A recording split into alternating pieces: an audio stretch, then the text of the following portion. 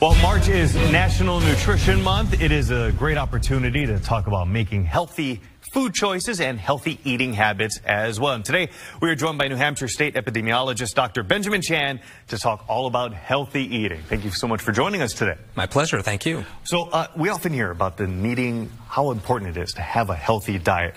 But what are the potential consequences if we don't make those proper food choices? Yeah, so as a country, we eat too many high-calorie, energy-dense foods. So that's foods that are high in fat, high in sugars. We don't consume enough fruits and vegetables. And these are food sources that are important for vitamins and minerals, fiber. We know that low levels of vitamins and minerals can lead to developmental problems in infants, neurologic birth defects, for example. But poor diet and poor nutrition is also a contributing factor to many of the chronic diseases, many of the chronic health conditions we have in this country, including the obesity epidemic. In New Hampshire, now more than 1 in 10 high school students are considered obese.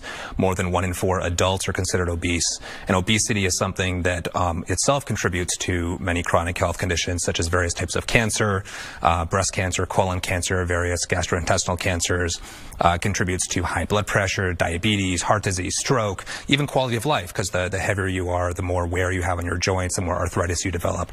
So the key to preventing a lot of these chronic conditions later in life is really starting now with a good diet and a good nutrition. And when it comes to fruit and vegetables, how much should we be having every day?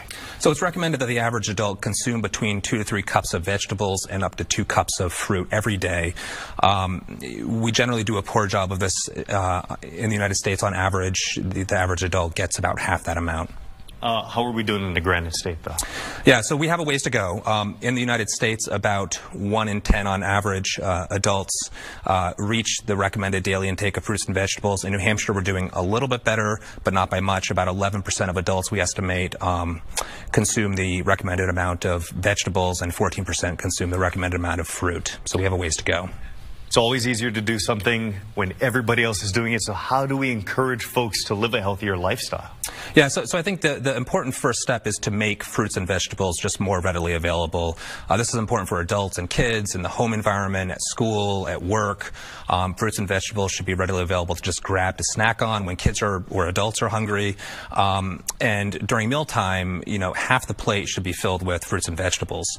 It's also important to eat a variety of different types of fruits and vegetables. We recommend leafy green vegetables like kale and spinach and romaine lettuce, but also red, orange veggies like fruits and veggies like tomatoes and carrots and red peppers.